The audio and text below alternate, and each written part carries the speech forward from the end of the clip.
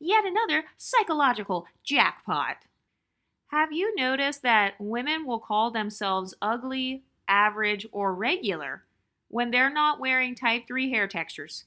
But then, if you as an exotical become cocky and put yourself on a pedestal for having those same features that people purchase, you are being a colorist, texturist, and featurist. Let's take a look at this woman right here. It says, point of view, you're optionally chopped. So optionally chopped is basically like saying, you're ugly whenever you're in your natural state. She's literally admitting that her facial features and her natural hair, just her when she wakes up in the morning, she's admitting that that looks chopped. And notice how if you're an exotical and you brag and you say things like, oh, I woke up like this, or if you're the type of woman that looks good with no makeup, suddenly you get accused of thinking you're better. But look at this girl's definition of chop. She has her natural facial features. Notice how she's emphasizing her nose because she's kind of showing herself face on in the camera. She's got her real hair out. It doesn't even look like her hair is in its natural state. It looks like her real hair is like blown out or something. And then in the quote unquote pretty pictures, what hair texture does she have on? Because I don't see her with that Nigerian kinky. I don't see her with the type 4. I see her with a type 3 water wave. And then she's got the slick back ponytail. And she's doing all the side angles that makes her nose look slimmer. And then she's got some highlighted blondish red auburn braids. Yet if you're an exotical with auburn hair and you enjoy how you...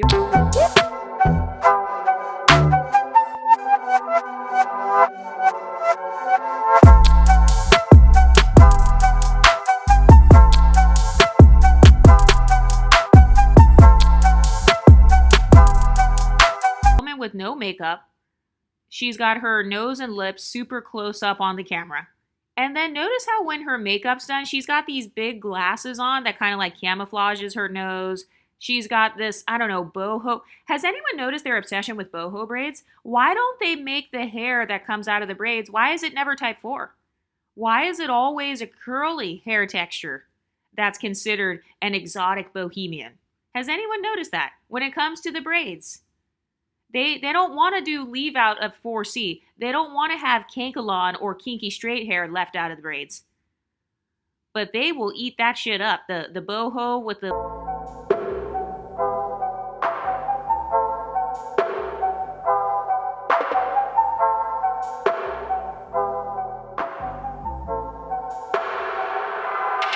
who has, first of all, can somebody tell me what this piercing trend is in the black community? Why is it that a lot of black women have this nose thing going on here? Is that a trend?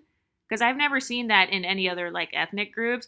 It's the trend where they pierce their philtrum and then sometimes they pierce both sides of their nose. Like, I don't understand what the point of that is. Are you trying to distract people from your nose size? Or like what, are you trying to get them to only look at the jewelry and not look at your features? Because I have heard some black women talk about that. And how they will do all these different nose piercings to try to either change the shape of their nose or to take attention away from the fact that they have wide, flat noses. But in her clip, she's actually wearing a blonde wig in the beginning. She wasn't even going to show her natural hair. She said, oh, fuck that. So she shows her wig in the beginning, looking raggedy and brassy. And then she shows herself with it straightened.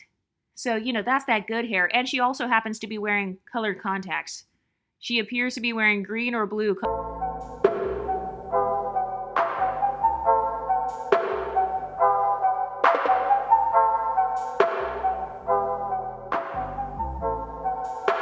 Straight up ripping her hair out of her head. She has, like, I don't know, is that mold or mildew in her actual hair? I don't know what that is. It looks like old product buildup.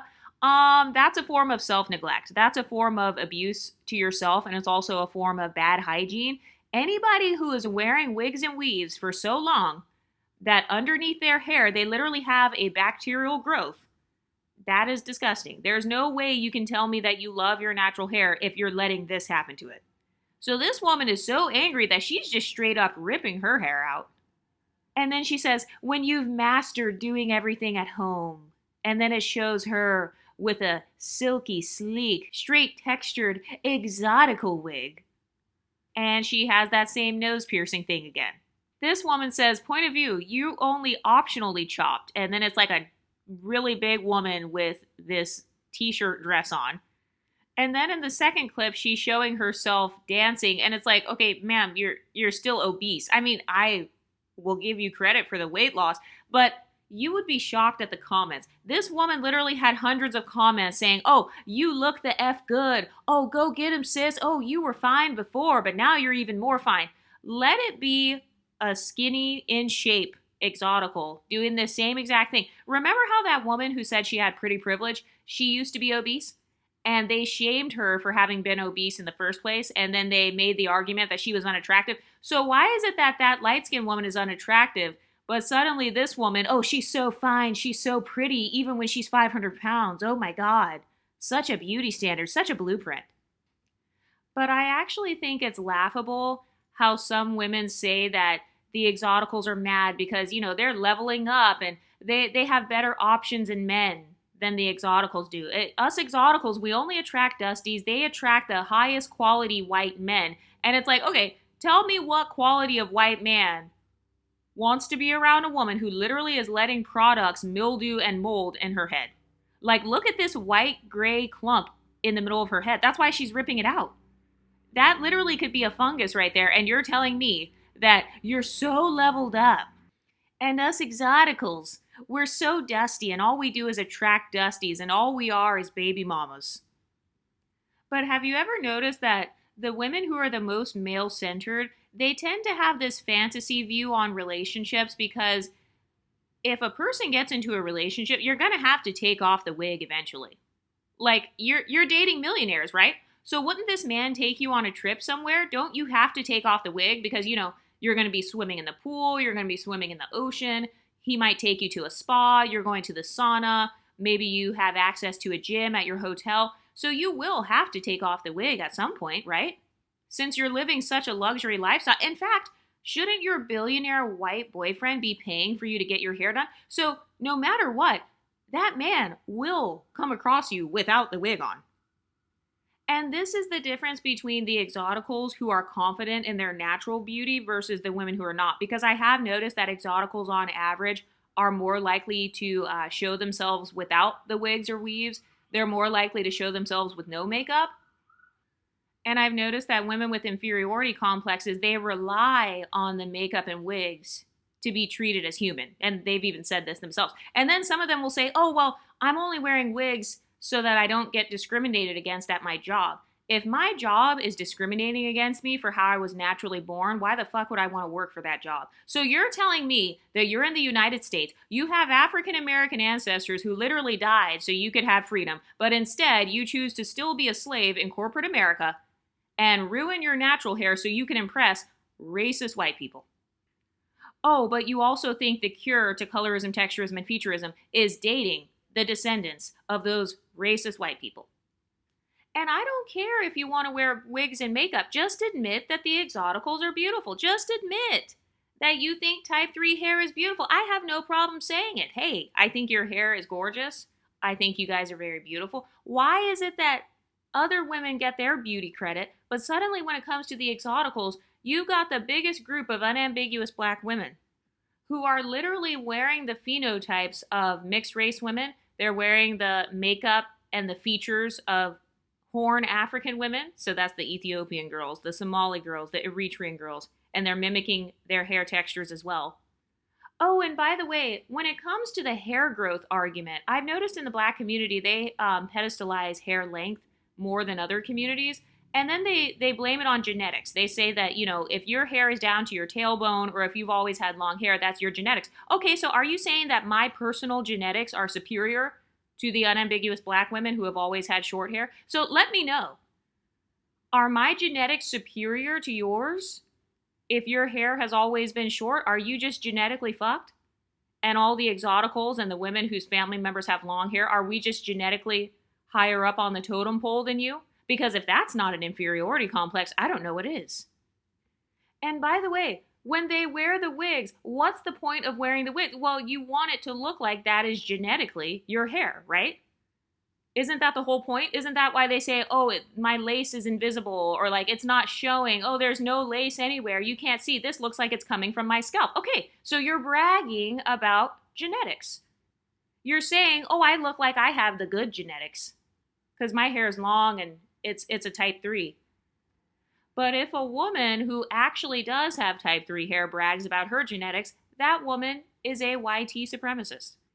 And this is also why I feel like a lot of women with inferiority complexes stay in a state of limerence. So, limerence is when you have kind of this romantic obsession or you have like this romantic fantasy about a person, but it never becomes real. I'm actually convinced that a lot of women with inferiority complexes, they don't actually want to get in relationships. They would rather stay in the fantasy realm because they know that the reality is whoever you're with is eventually going to see you without those beauty enhancements. And I am a firm believer that that is some of these women's deepest fears.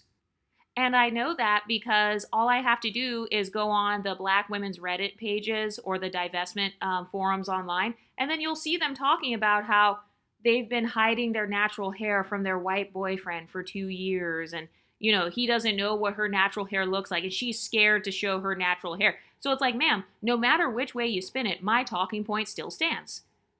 There's an inferiority complex there, whether it's about your genetics, whether it's about your natural hair texture, whether it's about your ability to grow your hair or lack thereof, the fact that you're bald-headed and letting mold and fungus grow and product build up, all those Cardi B products, all that Sacred that you put on by Beyonce, all those Fenty hair products, allowing those to become moldy on your scalp, I'm pretty sure that's not how you're supposed to use them. So that's another thing. A lot of women won't admit that these protective hairstyles are not protective, and they're literally just neglecting their hair while pretending that exoticals are basic. So you mean to tell me that my curly hair is basic? My long curly hair that goes down my back, my hair is basic. Ari Fletcher's hair is basic. Ari Fletcher is the one that they were making fun of recently. They said her whole head looks like one bundle, her hair looks wispy. Meanwhile, you've got women who were fighting and pepper spraying babies in Houston so they could get some free bundles. But if I say that I love my hair texture, I'm being a texturist and I'm having a superiority complex. By the way, my question for Black YouTube, if I have a superiority complex, then what does that make you? What kind of complex do you have then? If my complex is a superiority one, then which one do you have? And by the way, notice how whenever they call themselves optionally chopped, whenever they show the chopped picture, it's always themselves in more of a natural state. So that proves my talking point that their hatred for the exoticals, you know, them calling out mixed women's black features and then saying that you look regular because you look black. Okay, you think that being black looks regular. You just admitted it in all of these TikToks. I didn't see white women hopping on this trend. I didn't see white women and Latinas and all these other ethnicities making videos talking about how chopped they are. And by the way, this is also why I will never tell women to stop wearing my hair texture. I will never tell women to stop promoting my features because all they're doing is they're putting my phenotype on a pedestal. They're putting all of the exoticals on a pedestal by promoting that phenotype as being cute. You know, this is kind of the transformation. They associate our phenotypes with having a glow up. That's why I have my talking point that a lot of people want to either date us, create us, or imitate us. Exotical tax! But I also want to talk about this trend where women will use self-depreciating comments as a way to fish for compliments. Has anyone else noticed that? It's always somebody insecure who goes on the internet crying about how ugly she is. Well, why do women do that? Well, they do that because they want people to say in the comment section, oh no, you were already pretty. No, you're never chopped. Oh, you were so beautiful. So women who don't feel like they have pretty privilege in real life, they have to kind of fight to get that compliment. They have to fight for attention. This is also why you see a lot of women within pick-me culture or desperate women. Oftentimes, those are some of the most unattractive women as well, or the women who have the biggest inferiority complexes. So it's this mindset of, if I can't get compliments naturally, I will just make fun of how ugly I am. So they're trying to reverse psychology other people into complimenting them. This is no different than like the whole body positivity thing. And it's almost this mindset of, I'm never going to accept myself until you accept me first. I'm not going to feel good about myself until you compliment me first. And a lot of people are like, oh, well, confidence is not built in a vacuum. Self-esteem isn't built in a vacuum. It comes from your environment. Okay, so whose responsibility is it to uplift unambiguous dark-skinned black women with 4C hair? Because it's not mixed women's responsibility. It's not light-skinned women's responsibility. It's not women with curly hair's responsibility to uplift women of a different phenotype. And I think this is another example of bad social climbing tactics, because a lot of women in the unambiguous community actually tear down one another. Because think about it, who raised those young women to hate their own hair? Who raised those young women to grow mold in their hair and fungus and to rip it out when they get frustrated? A lot of these types of women have bad mothers or bad fathers, or they come from a background where it was not prioritized to take care of your hair. It wasn't prioritized to take care of your skin. It wasn't prioritized to take care of your natural beauty. So, you have to rely on beauty enhancements. That's why they're called beauty enhancements, not beauty replacements. And also, which one is it? Are you optionally chopped, or are you the blueprint? Are you a Nubian queen, or are you a regular black girl? Which one is it? What do you ladies think? Let me know in the comment section, and I'll talk to you next time. Stay pretty, ladies.